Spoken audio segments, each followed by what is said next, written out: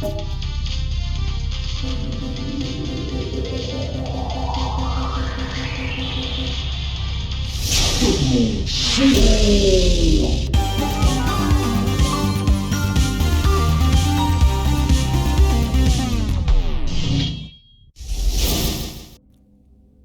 Boy was developed by a Spanish team, Studio Koba. My guess is some people will describe this game as a 2D side-scroller Metroidvania.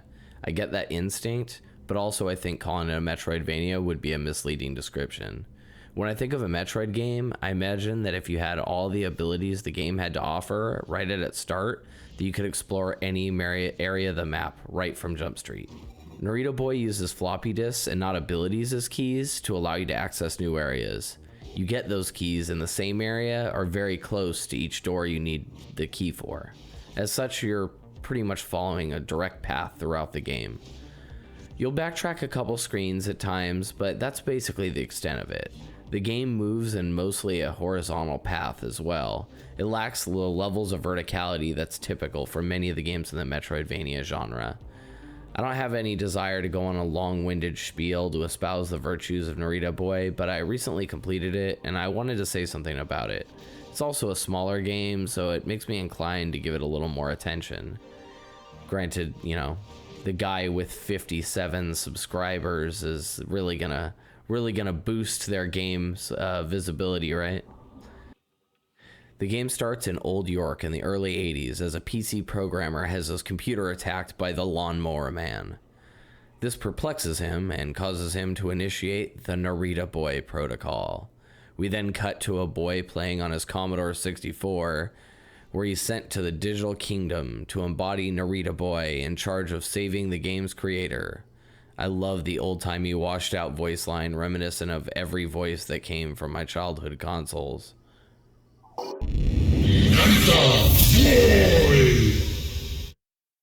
At first I was confused as hell with what was going on in the story, as they'll quickly assault you with random techno-babble and terminology invented entirely for this universe. Anyone who's played Final Fantasy XIII might remember them rambling about the Foul Sea. Oh, the Foul Sea, the Foul Sea, the Foul Sea. The fuck's the Foul Sea?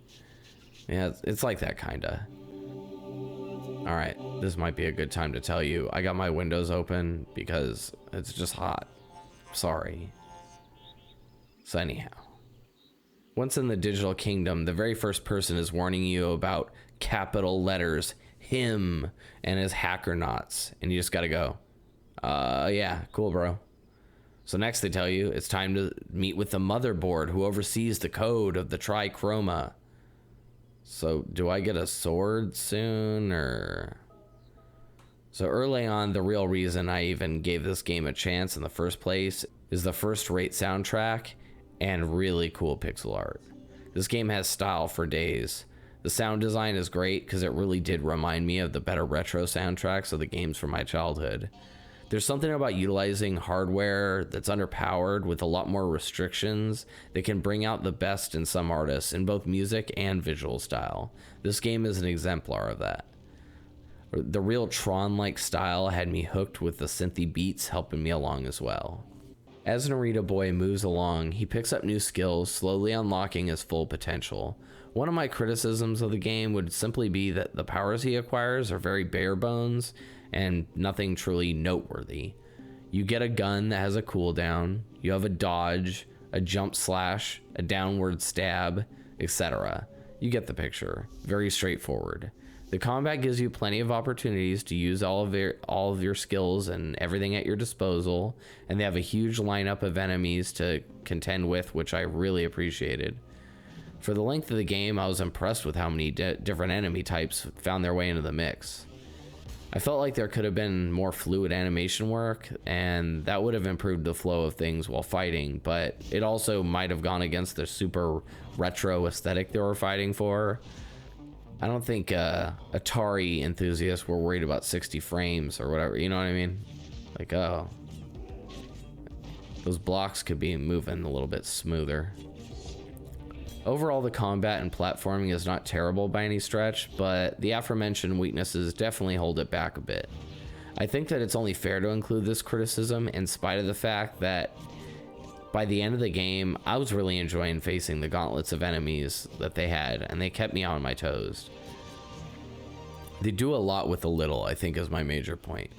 Narita Boy has a standard health bar and later other assorted bars that he can use to refill health or summon other certain techno dudes. Their name, not mine. The game saves automatically pretty frequently, so even if you fall in battle, you'll never be kicked back by more than a couple rooms. This is a double-edged sword. For a person like me trying to casually play through it, it's nice to go through and not be too concerned with losing a lot of progress, but it also lowers the stakes of the platforming and combat. For players who really like a really high skill ceiling and a rugged challenge, this game might leave them a bit out in the cold. I found it challenging enough to keep me entertained, and the checkpoints kept the flow of the game constantly moving forward, but at this point, it's got to be left up to preference. Truthfully, I preferred the way the game was as it is, but I also made this remark for others who are more skilled that might have different expectations for a game like this. One gameplay feature I ended up really enjoying were the puzzles utilizing these portals littered all over the map. In various areas as you explore, there are color-coded symbols hidden in the environment that you have to make note of to crack the code to allow you to teleport. At first I was going off of memory, but by the end of the game I had taken to making notes so as not to mix up symbols I was remembering from prior areas. There's nothing complex to see here, but it kept me alert and I enjoyed how it rewarded you for really engaging with the scenery. I hate cars. The story that started by leaving me confused with its assorted jargon slowly started to make sense as the game progressed, and honestly I really wanted to get to the next revelation.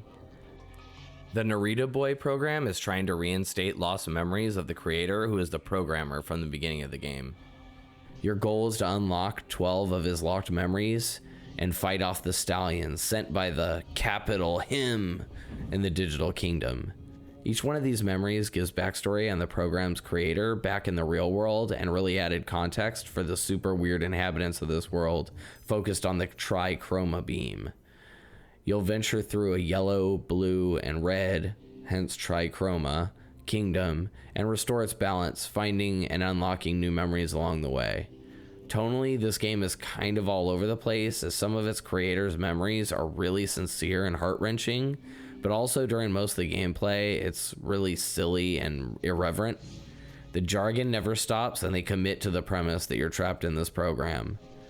I was surprised to find out that the studio that created this game was Spanish, because the creator in this game is half Japanese and half American, and the respect shown to the Japanese culture was obvious. Narita was the name of the town in Japan the creator was from, and before interfacing with the motherboard or entering the creator's memories, our protagonist would clap and bow like one would pray at a Shinto shrine.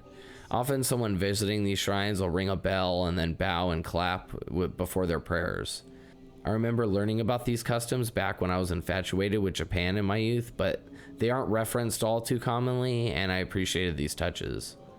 When it comes down to it, the gameplay of Narita Boy will not be reinventing any wheels, but the striking visuals, great soundtrack, and the interesting story and setting made this a game that I enjoyed for this duration. If any of that sounds interesting, then I'd recommend you give it a shot. Quickly, before I go, most of the people that found my channel have done so due to my Alan Wake video, and I'm grateful for you. I made a recap and analysis for Resident Evil 8, and I do plan to go back to make a long-form analysis for Nier Replicant, as I'm determined to get that game working again. The PC version has just given me some troubles. The original Nier Gestalt was one of my favorite games of all time, and it deserves my effort. In the meantime, I'll probably make a couple shorter videos like this until I can get that one wrapped up, as I'm not very skilled and it takes me an embarrassing amount of time to often get a thorough video like that done. I appreciate all the support I've gotten, even if I'm just some idiot making videos for fun once the kids are in bed. Thanks again.